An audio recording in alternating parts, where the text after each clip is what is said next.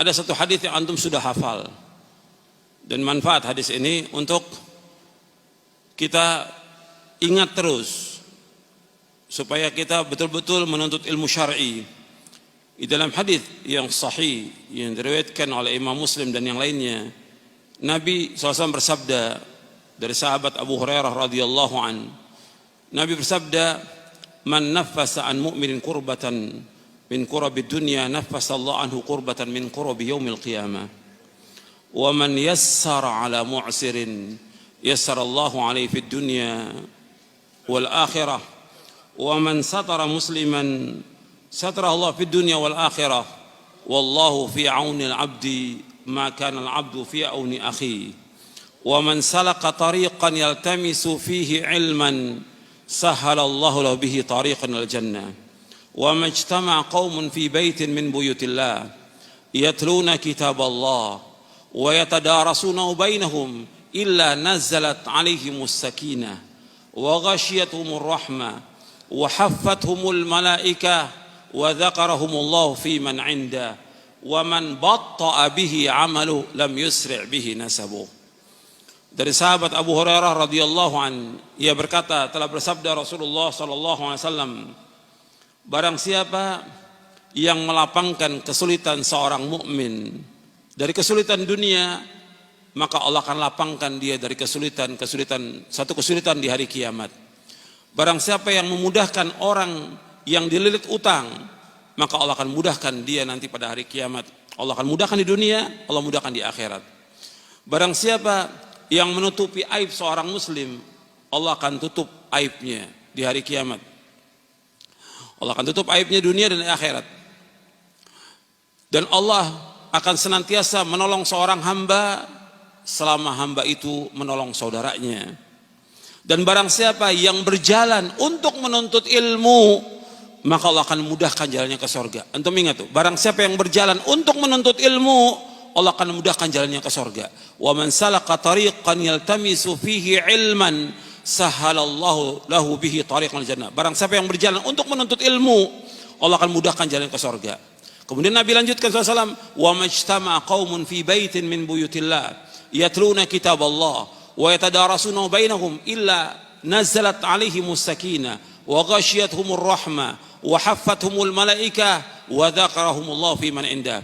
Dan tidaklah berkumpul satu kaum di satu masjid dari masjid-masjid Allah yang mereka membaca kitab Allah dan mereka pelajari, mereka kaji kitab Allah itu, melainkan yang pertama akan turun sakinah, ketenangan. Yang kedua diliputi oleh rahmat Allah SWT. Yang ketiga dikelilingi oleh malaikat. Yang keempat Allah akan sebutkan orang-orang yang hadir oleh Allah, disebutkan di hadapan para malaikat yang berada di sisi Allah Taala. Wa man batta'a bihi 'amaluhu lam yusri' bihi nasabuh. Barang siapa yang lambat amalnya, tidak dapat dikejar oleh nasabnya. Itu perhatikan ini. Ini hadis manfaat. Ada di Arba'in An-Nawawi hadis ini. Hadis sahih riwayat Muslim. Yang pertama Nabi sebutkan, kalau ada teman kita, saudara kita mengalami kesulitan, kesusahan, bantu, jangan diam kita. Dia seorang muslim, kita kenal, kita tahu, apalagi dia saudara kita, tetangga kita, dia sulit, bantu. Allah akan hilangkan nanti kesulitan kita nanti pada hari kiamat. Orang yang memudahkan, orang yang dililit utang, dia nggak mampu untuk bayar, susah hidupnya, dililit utang karena dia nggak ngerti. Dia berutang orang miskin, kita bantu untuk bisa membayarkan hutangnya. Atau dia hutang pada kita, yang kita lihat nggak mampu dia untuk bayar, kita bebaskan. Atau kita berikan tempo atau bebaskan, seperti Allah sebutkan dalam surah Al-Baqarah, wa in kana dzu usratin fanadhiratun ilaihi maisarah wa an tasaddaqu khairul lakum in kuntum ta'lamun. Dan jika orang yang sulit nggak mampu untuk bayar utang, kamu tunda sampai waktu dia lapang. Kalau kamu sedekahkan itu lebih baik bagi kamu jika kamu mengetahui. Mudahkan orang yang dililit oleh utang. Kemudian yang ketiga Nabi sebutkan, barang siapa yang menutupi aib seorang muslim, Allah akan tutup aibnya dunia dan akhirat. Jadi nggak boleh kita menyebarkan aib seorang muslim, apalagi dia orang-orang yang saleh, orang-orang yang baik, yang taat kepada Allah, taat kepada Rasulnya. Yang keempat, Allah akan selalu menolong seorang hamba selama hamba itu menolong saudaranya. Selama kita menolong seorang hamba, menolong seorang, Allah akan tolong kita. Yang kelima, Allah sebutkan barang siapa yang berjalan untuk menuntut ilmu, Allah mudahkan jalan ke surga. Itu perhatikan tuh. Maka nggak boleh kita lepas untuk menuntut ilmu. Sampai kapan menuntut ilmu? Sampai wafat. Terus kita harus semangat untuk menuntut ilmu syar'i sampai kita diwafatkan oleh Allah. Belajar Quran dan Sunnah menurut pemahaman salafus soleh. Wajib gitu loh. Yang pokok yang pertama kita kaji tentang akidah. Kajian tentang akidah, bukan kajian tentang tematik-tematik, bukan. Bukan yang lain, bukan ceramah umum. Kajian Al-Quran was Sunnah ala fahmi salaf. Akidah yang pokok yang pertama kali. Kemudian selanjutnya, barang siapa yang berkumpul di satu masjid, dari masjid Allah, di masjid, kajian itu di masjid, bukan di rumah, di masjid.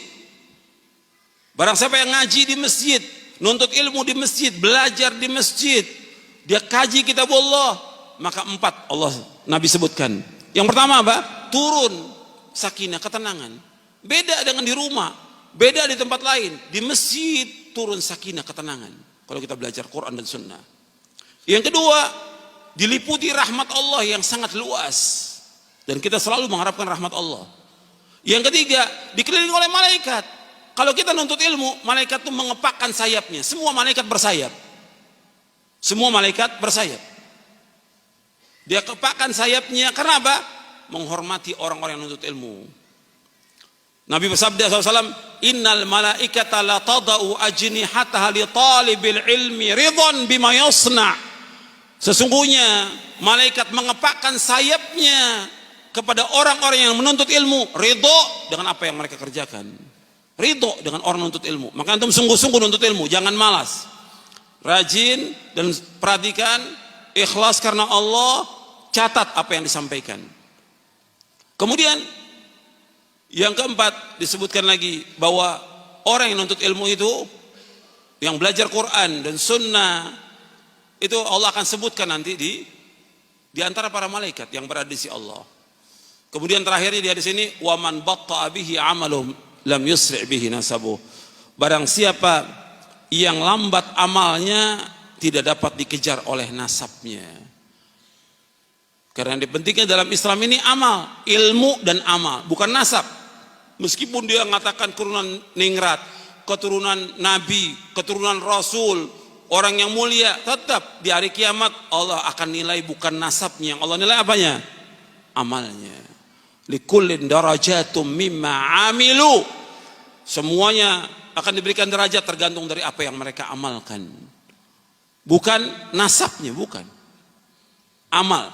Yang dipentingkan dalam Islam ilmu dan amal. Ikhwani fiddin, azakumullah.